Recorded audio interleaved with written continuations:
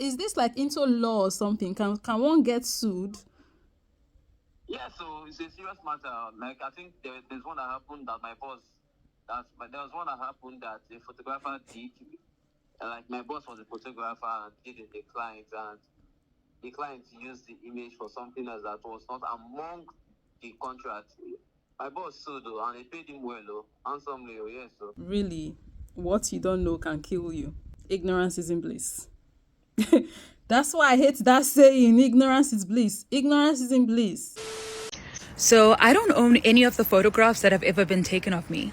And I want to talk about it. Whether underwater or on land, they belong to the photographers that took them. I want to talk about it because in the beginning, I thought that only street photography, like when you're walking on the street and somebody takes a picture of you, it belongs to whoever the photographer is. I didn't realize that you could pay thousands of rands or pay your way to the ocean and someone could take your picture and that is still not your picture. And I learned this just last year myself, that the pictures we take with photographers, that they don't actually belong to us, even though we paid money to get these pictures taken. I learned this from the YouTuber Jessica. She made a video sometime last year covering a particular makeup wedding bride saga that happened on TikTok, where this bride hired a certain photographer to capture her and her husband's wedding, and she had some issues with how the photographer edited the pictures. So they were having this back and forth trying to make things work, right? And at some point in the conversation, the lady in question, the bride, was requesting, I think if I'm not mistaken, that the photographer should send her the raw images so she can edit them herself or get someone to edit it. I can't remember, it's been a while. But the photographer was like, she can't. And then there was a comment that was made that usually photographers don't send their pictures because it is theirs, right? I've forgotten exactly how it went. Maybe I should just put the video up and refresh my memory and share with you guys exactly, the video, so you guys can hear what she said, because she herself, Jessica, she's a photographer.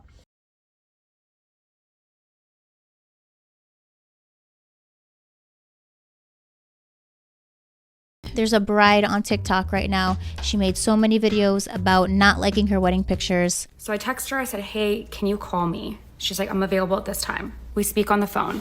I'm about crying on the phone at this point. Why? Saying, I'm so unhappy. I need to make my wedding album.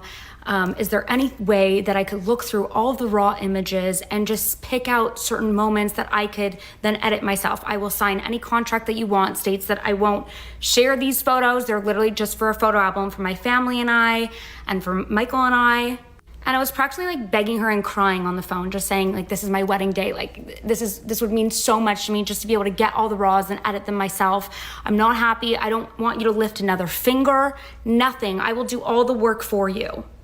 She's like, you decided that you hired me. You knew my editing style and everything before you hired me. Like, too bad, basically. So now I'm crying even further and my husband gets on the phone. He's like, please, my wife is so unhappy right now. Like, this is our wedding day. You're holding the photos hostage from us, basically. Like, what are you gonna do with our wedding photos? We're not asking you to do any more work other than just hand them over and we'll sign whatever you want. We even offered to pay her $1,000. She then says it's gonna be $4,000 for all the raw images. Okay, I understand that raws are never really given out for for weddings and wedding photographers. But if I was a wedding photographer and my bride, the one day that she's meant to get married, the one day, and you're not gonna make sure that she's happy? Photographer says that she's charging her $4,000 for raws. Now, this may seem like a crazy number to a lot of people, but again, she is right. Photographers do not give out their raw photos, and if they are going to give out their raw photos, they're probably going to charge you an insane amount of money, like $4,000. I want to answer this question because yes, raws are pricey and I totally understand that. The comments are very interesting. Note to self, especially after reading these comments. Ensure my photographer contract ensures that I own the rights to my own wedding photos and are entitled to my raws. Okay, no photographer is going to have a contract like that or will agree to a contract like that. But how about this? Just pick a photographer where you don't have to do all this for, okay? That's gonna work with you and be reasonable. So yeah, it was from that video I basically learned that the pictures we take with photographers belong to them, and they can't do whatever they want to those pictures. The right to those pictures is theirs. And I was like, that's I don't know how I feel about that. What do you mean? I paid you to take my picture. I'm the one in the picture, and I gave you money. Like, I get it, yes, you took your time to do it and your skill and everything. Like, yes, that's why I paid you, that's why I gave you money. But what do you mean the actual picture is yours and not mine, and that you can do whatever it is you want to do with this picture? That was very unsettling for me. The realization was like, wait a minute, so I basically paid you to have this picture of mine that's going to be yours forever. There was just something about it that really made me uncomfortable, and I could not help but start thinking in the moment that, wait, are you trying to say that all the pictures I've taken ever with photographers, they are theirs and they can keep these pictures and do whatever, and I would not have any say, even though it's my image, I'm the one in it? And this lady is just finding out the exact same thing now. And in this video she made, the way she thought through it and dissected it and broke it down, she took it a lot further than I did when I found out about this thing with photographers owning the pictures that they took. And that's why I went to share this video with you guys, because I was like, wow, I did not think this far. This is why I really love listening to people and the various perspectives that they have, because sometimes people see things that we don't, and I always love to learn, right, and broaden my horizon. I'll never forget finding out that the pictures don't belong to me. But wait, I think it was when one lady said, "You stole my picture." And I was like, what do you mean I stole your picture? I'm in that picture. It's my picture. And she was like, no, it's my picture. And so for me, I want to actually talk about it. You don't realize, when you don't come from that world, that photography, if someone presses the shutter, that photo is theirs for eternity, and they can use it however it is that they want. Now, when I came into the ocean space, I didn't realize, and so everyone's like, can I take a picture of you? Can I take a picture of you? And I have some of the most beautiful pictures that you could ever imagine, until, and they still are. And then I found out that I don't own them. But when I did find out that I don't own them, it was a little bit too late. I think it was like, some of my friends were like, hey, you can actually use these photos on your Instagram. But I didn't realize that you couldn't use them commercially. And I always say, you don't know what you don't know. And I think love is leading with speaking the truth and just saying, like, hey, you can use these pictures for XYZ. You can't use them for 1, 2, 3, because I own the pictures. And if somebody is wanting to use those pictures, then they need to pay for them 1, 2, 3. But I must tell you that one of the hardest things for me at that point was feeling like there's a man who took a photograph of a black child somewhere on the continent, on the African continent, and the child was dying from starvation. And they did not save the child, but they took the picture and they went on to make millions of that picture. Let's not even talk about that. So the guy in question that she just mentioned, first of all, this is the first time I'm hearing about this particular person, but I'm not shocked, because, there are many stories like this that I've heard of in the past before. Stories of people getting exploited, people getting rich off of the heads of other people. I went into the comments section, and people in the comments are saying that this particular guy that she's talking about, allegedly his name is Kevin Carter, and apparently allegedly this person unalived themselves because they could not apparently allegedly handle the guilt of not helping that baby. They could not forgive themselves, so they quiet themselves, right? And also people were saying that there's a movie based on the situation, that there is also a book that was written based on the situation. And people also mentioned that this person allegedly won an award for the picture, but any which ways. Some people also said that this guy did not get any money. So there's a whole lot of information, right, about the situation. I just wanted to add this little info to the video, seeing how this person was mentioned, for those that might be curious to want to know more about this situation. And to explain why I was saying a whole lot of allegedly, I was because I haven't looked into it, right? So I can't say for a fact, I can't speak for a fact here about any of the things that they're saying in the comment section. So just to be safe legally, I'm saying allegedly. And to be honest, I don't think I am interested in this man, whoever he is. Hence why I've not gone to look him up, right? Because what he did totally disgusted. And I don't even think I want to see his face, quite honestly. So yeah, that's the reason why, because I've not gone to make my own research and validate the things that are being said in the comments. To protect my behind, I have to say allegedly. But I thought I should share at least what is being said in the comments, because they could be right, and also if they are right, they could help you in your search if you do plan on looking more into the situation. One thing I want to add though very quickly before we move on with the video is that there are people who are saying, oh, he didn't get any money for this, he died broke, right? He died a broke man. Him allegedly not making any money from that picture doesn't make the fact that he took that picture any better. Because, like, let's talk about it very quickly, right? What does that even say what he did taking that picture? What does that say? That he saw a child starving, hungry, suffering, and where his brain went to was, let me bring my camera out and take a picture of this child. He saw that child and his mind didn't go, oh my goodness, I have to find a way to help this child. I have to go look for food. How much do I have in my pocket? What can I contribute? If I don't have, okay, can I get people who can get me something that can help this child with? That's not where his mind went to. His mind went to, where's my camera? Where's my camera? I need to take a picture of this child. That is insane to me. That action right there speaks volume about his character, the kind of person that he is.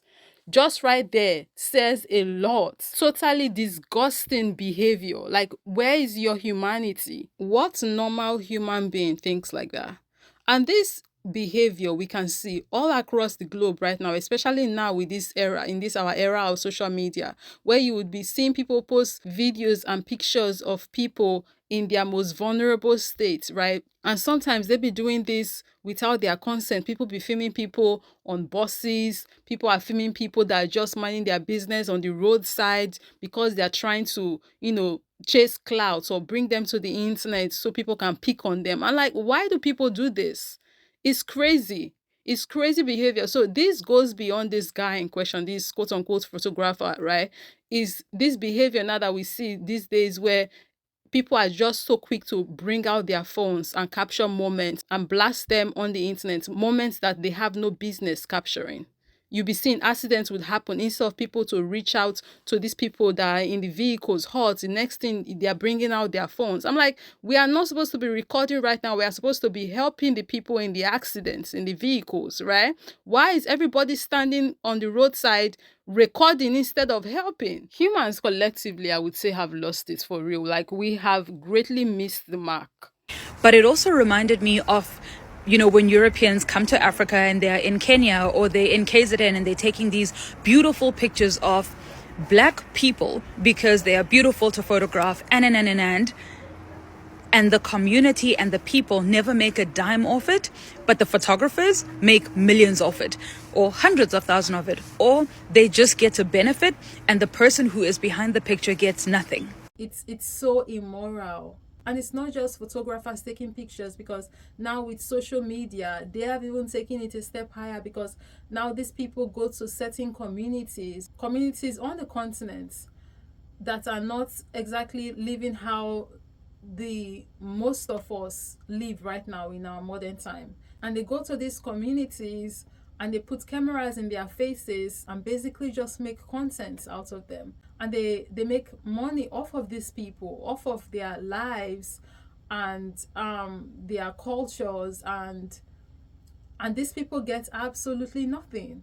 There was one that was even called out was it 2 years ago? I've forgotten his name. I think I even referenced him in one video. I'll try and see if I can find this particular clip.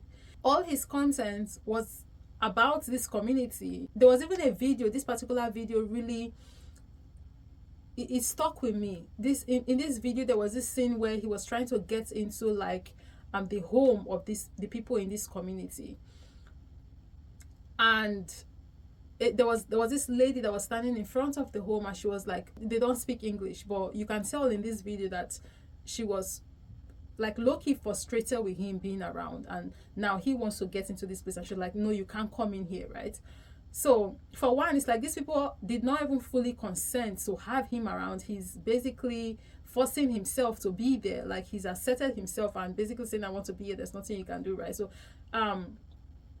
it's like they don't want him around, and he's there. It's like they can't make him leave.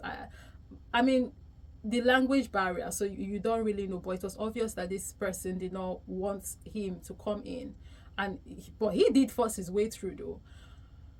And now they have these videos that they post on social media, and they make money off of these people, exploiting them, shoving cameras in their faces, making videos off of them, going into places that they are not supposed to go into, that they don't want them going into, just so they can get this content and make it's like exploitative.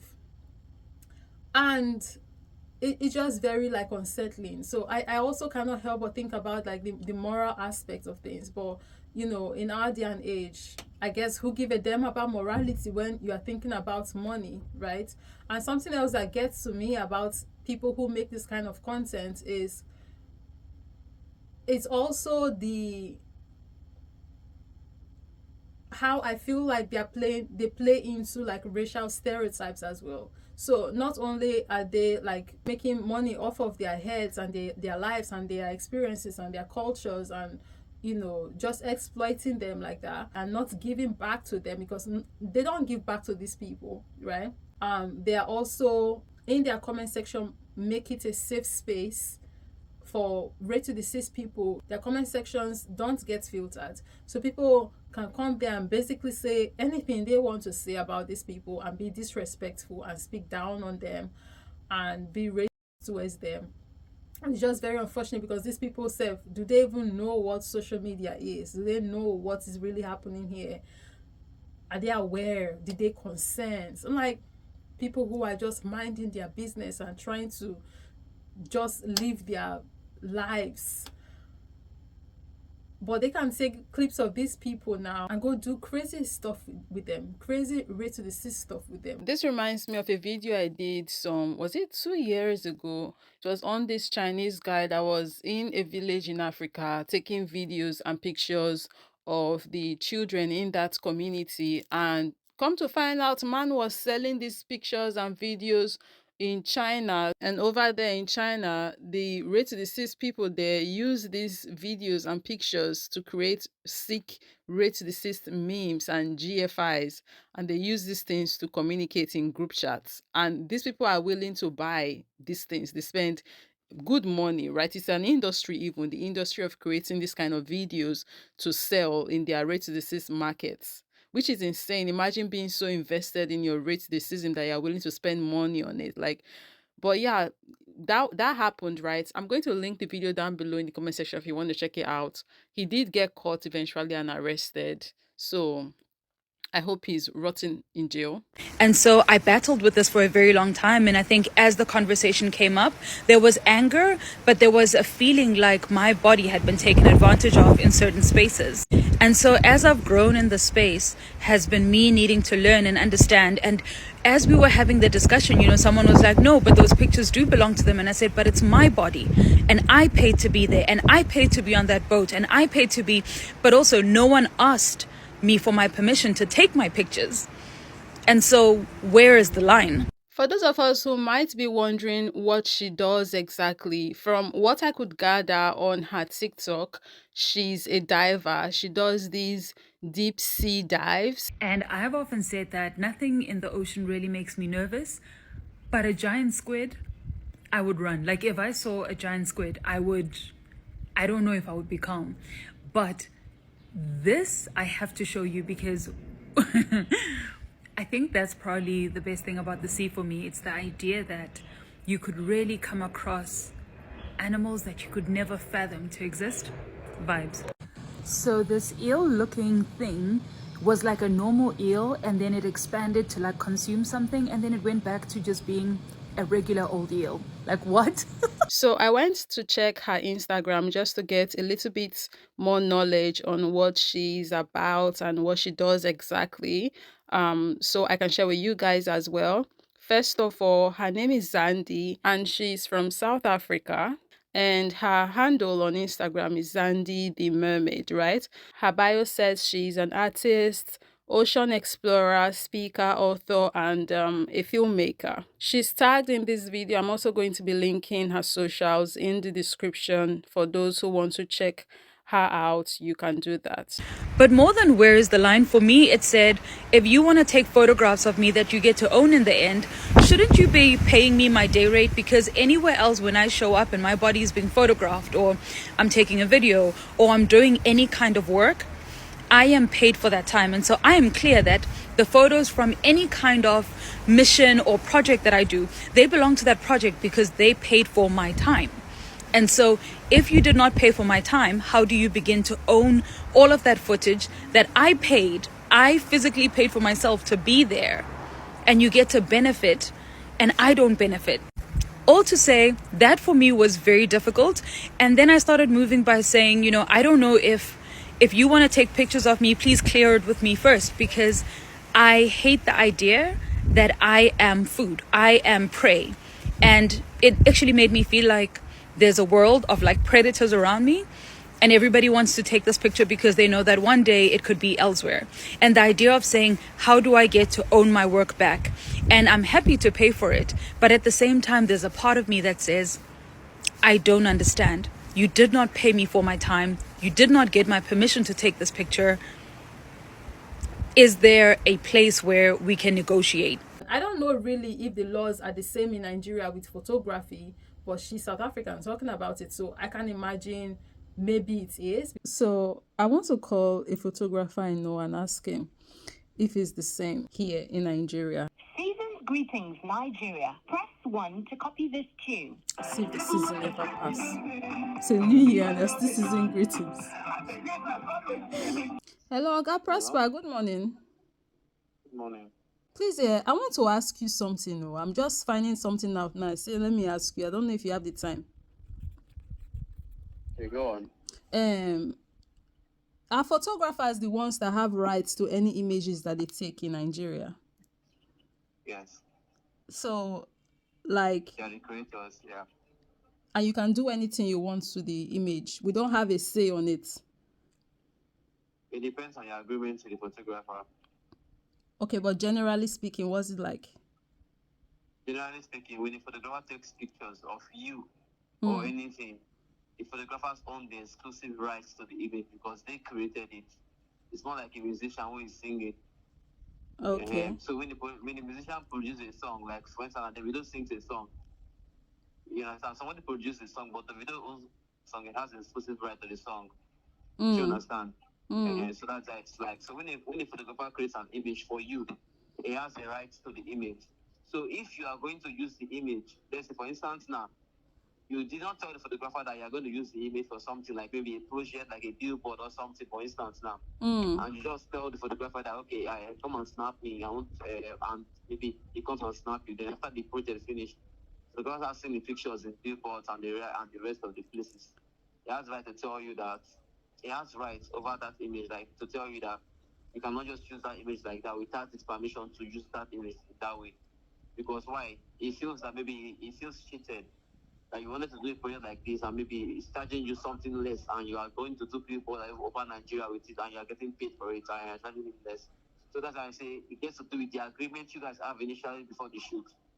Then there's another thing called there's something called I've forgotten the name they call it, but it's more like a terms and conditions that both of you can sign if you are going to do a project or embark on a project. So the photographer has his own terms, you have your own terms, you come together and you sign an agreement so that there will not be wahala later. Okay, so is this like into law or something? Can one get sued? Yeah, so it's a serious matter. Like I think there's one that happened that there was one that happened that a photographer did. Like my boss was a photographer and did it the client, and the client used the image for something else that was not among the contract. My boss sued though, and they paid him well though, handsomely. Oh yes, so. So yeah, there you have it. My goodness, really, what you don't know can kill you. Ignorance isn't bliss. That's why I hate that saying, ignorance is bliss. Ignorance isn't bliss. Now, this discussion hasn't happened in large parts. And I mean, there are my friends as well who've taken beautiful pictures of me. And I think there is a place where the negotiation will happen because I do want to own my photos. It would be a shame to have lived and done all the things that I've done, and all I can show for it are images that belong to everybody else.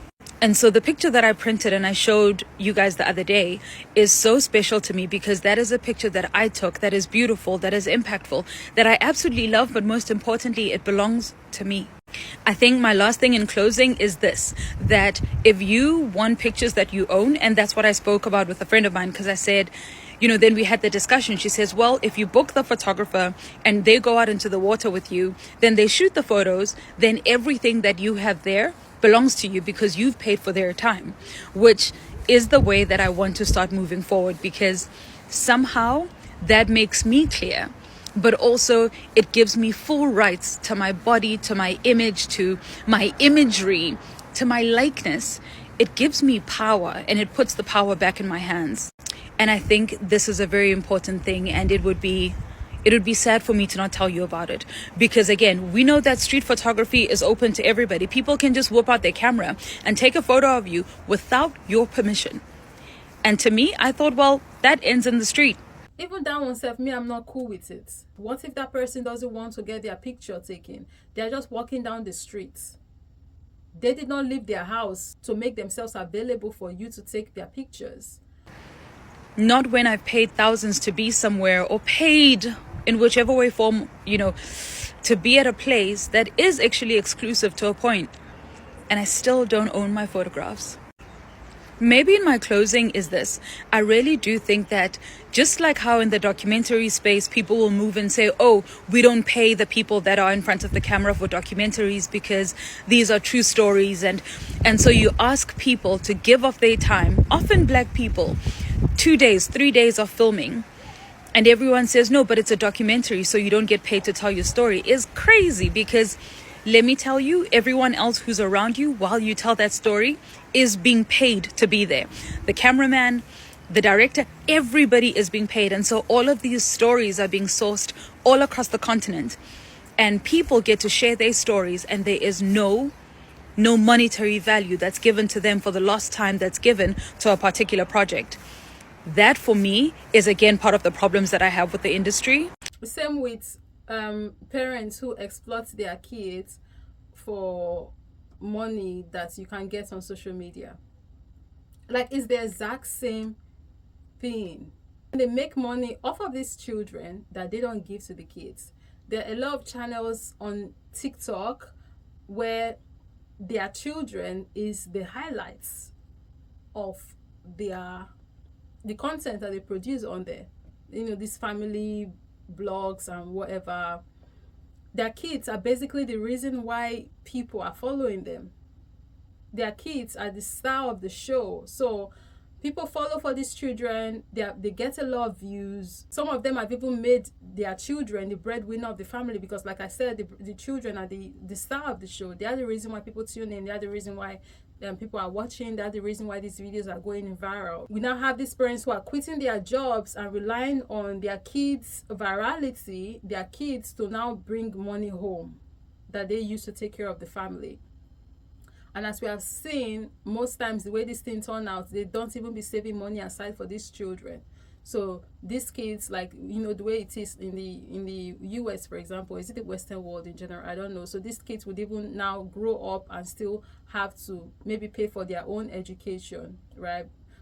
Because from my understanding, I stand corrected, not all parents pay for their kids' education.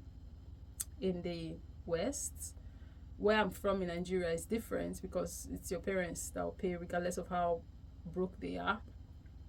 And if they really are broke and they can't pay, so on rare occasions you would have to figure out how you're going to get money for your own education, right? But for the most part, it's parents that pays regardless of how broke they are. But from what I'm seeing online, education in the US or West, I don't know, the students go get loans, and then after they have graduated and they start working, then they start paying back those loans. It's not like that from where I'm from. So back to the point I was trying to make. After all this work that these kids have done, they don't even have anything saved because their parents basically ate it all.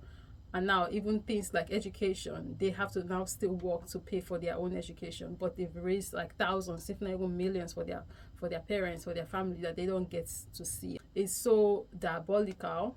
It's wicked. I don't know how the parents who have done that to their kids do that to their kids, but on the plus side, I hear there are certain rules that they've started making, laws that they've started making to protect kids online, and the money that they make to make sure something is being kept for them, make sure the parents are being held legally, to keep some things aside for the kids. But again, still from what I hear, it's like it's still not all that clear yet, and people can still, you understand, so the kids are still not 100% protected yet. I think kids are most protected, from my knowledge, if they are like in the Hollywood industry, like really in there.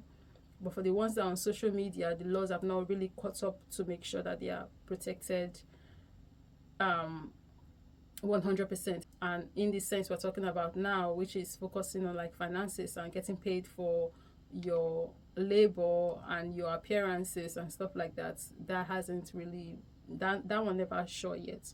But hopefully a time will come where they'll get there and these kids are going to get protected. Well, I brought this up to say, like, it's the exact same thing. People basically exploiting people for their image and their labor and their time. And yeah. And so I'm continuously thinking, like, even when I made my first film, you know, there was a knowing that I paid the little girls that came out with us. And to this day, for all the documentaries that I'll make, I will pay people for their time, because the one thing I'm not going to do is continue trying to continue how the cog has always been, that says your labor is free, your body is free. We want your stories, but we're not willing to pay for them. It's crazy. And I think it follows through, right, to the idea that says, like, do you have permission to use my image? In whichever way that you're going to use it, do you have permission?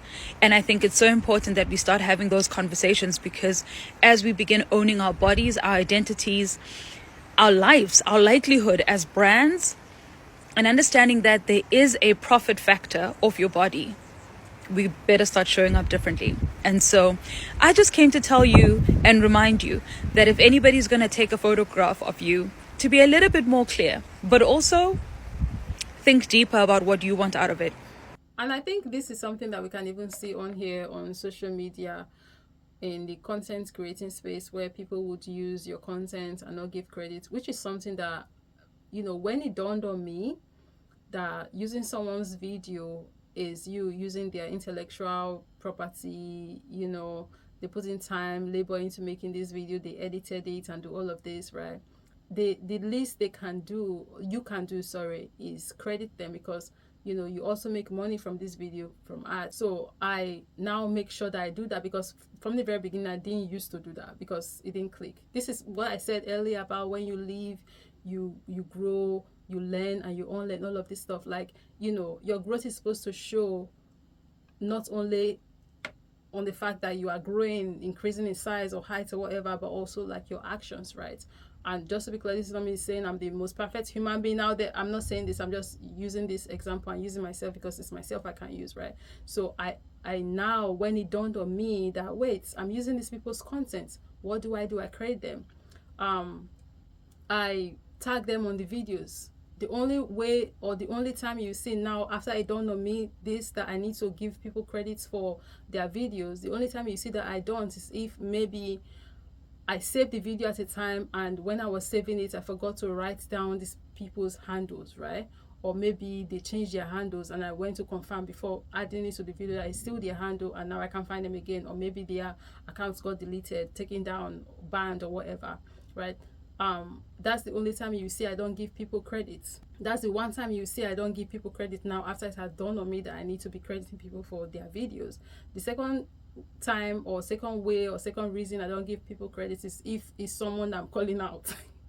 If it's someone I'm calling out for a certain behavior, I don't credit them for the singular reason that I don't want people going to their page because of the credit I gave to now go send hate or do nasty stuff, right? So because I don't support that.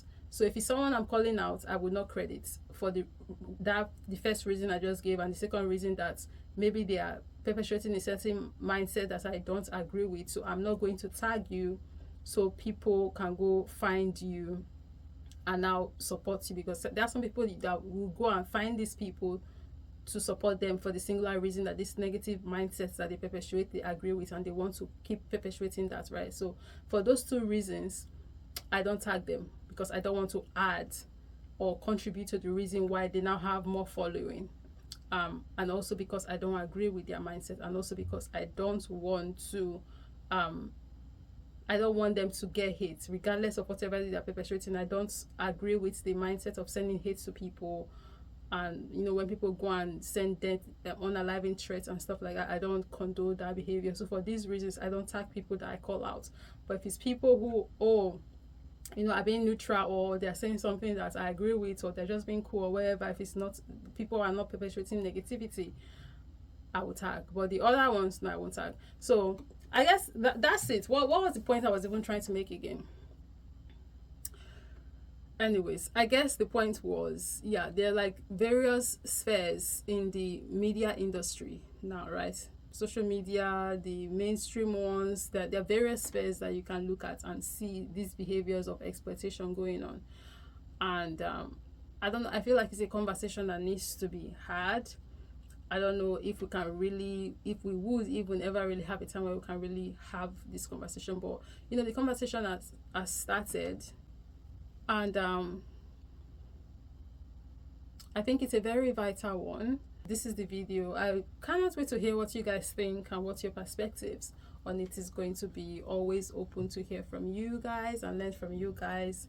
And that's the video. Thank you very much for watching. I'll be catching you in the next one. But until then, it's bye from Ivie. Bye. I want to talk about the usage of your likeness and just have a summary from like the posts that we've been doing. I'm going to tell you a story. There was a company that reached out to me and asked if they can essentially use my likeness. So they contracted me for my likeness and not like as Zandi, which meant that, they asked if they could pay me less. And this is not me outing anybody. It's just pretty much having a discussion that says industry and every space will use you for as long as you don't know.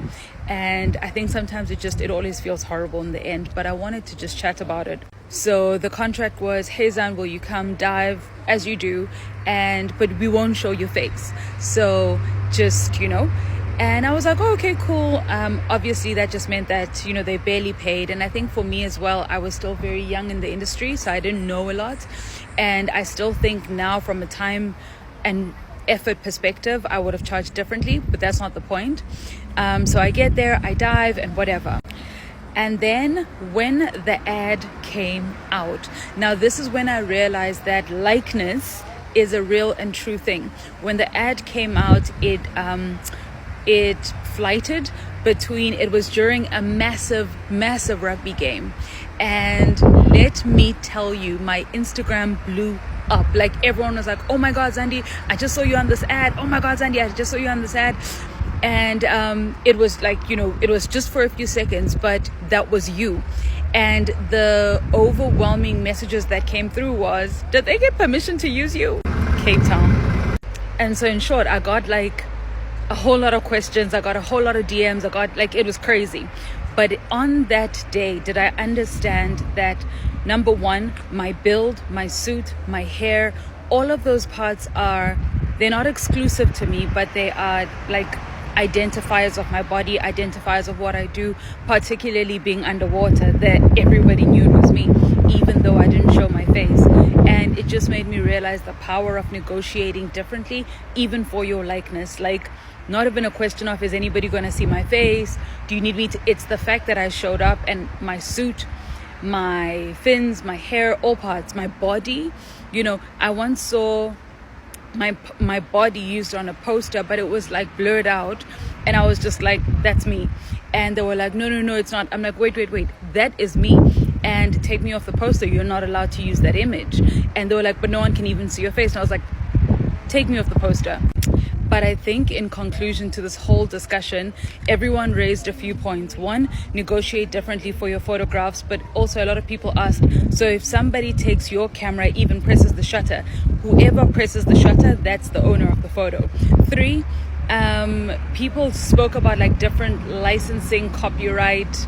Just check the different kinds of usage and know you're not protected by the Poppy Act. And I'm trying to think what else there is. And I think for me, this whole discussion wasn't so much about ownership of who owns the photo, more than it is about shared value as someone who is the subject on. That's all. Anyway, I'm gonna wrap this up, and yeah, I just think the world of production and industry, and when you don't know the level of worlds you will go through before you learn and understand that industry will eat you alive if there's no one who's there speaking up for you. And so that's why I'm so glad that I have management now, but the whole thing is just learning to protect yourself, and even then you need to double down.